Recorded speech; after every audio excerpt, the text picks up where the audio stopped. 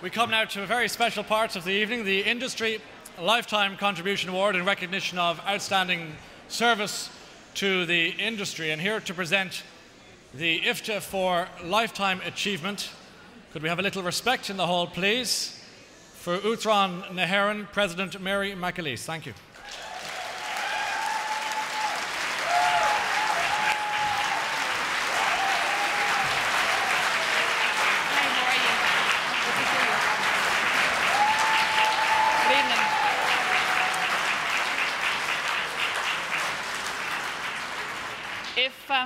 If all the talents in this room could be summed up in just one man, that man would be George Morrison.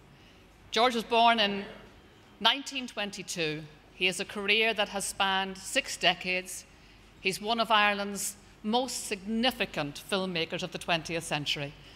Picture any iconic newsreel image of the Easter Rising or the War of Independence, and the likelihood is that it has survived thanks entirely to George's heroic salvage operation. His work of restoration of these very fragile artefacts ensured the survival of a film record of a period of Irish history which would otherwise simply have disappeared. So George is to Irish film what Petrie and Bunting were to Irish music. In 1957, George convinced the then Taoiseach, Eamon de Valera, to raise funds to preserve some of the wealth of early 20th century Irish newsreel footage that he had located in collections right across Europe. Much of it was perishable, all of it was at risk of being lost, and having obtained copies for the National Library, George Morrison's work then formed the basis for what is now, of course, the thriving Irish Film Archive. Over his lifetime of research, George has referenced almost 500,000 feet of newsreel archive material in 28 libraries and archives right across Europe. Many of the preservation techniques that he invented have become the industry standard, and so he can also claim to add technical innovator to his very long list of achievements. 2 of the documentaries that George made, which broke new stylistic ground, and I remember them well, include the outstanding McAleese and Saoirse.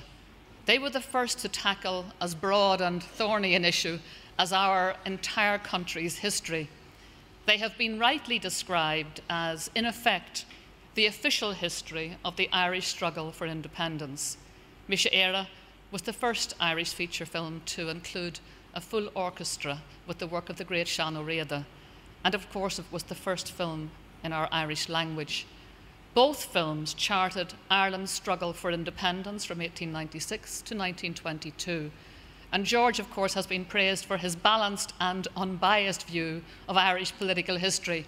He puts that down himself to being the son of staunch Republicans and the grandson of staunch Unionists. George has continued to make documentaries well into his 80s, his latest being Dublin Day, a great joyful celebration of Joycey in Dublin. He has achieved a deserved magisterial status in his field without ever losing the humour, the temperament, the genuine humanity that infuses his work and his life. Ireland owes so many thanks to George, and it's really apt and welcome that the Irish Film and Television Academy is paying him his due with this Industry Lifetime Tribute, and of course naming its new feature documentary award in his honour.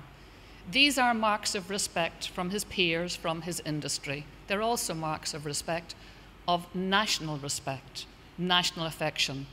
And in this year, which marks the 50th anniversary of McAleese, it seems particularly appropriate. So before we meet George, let's take a look at this.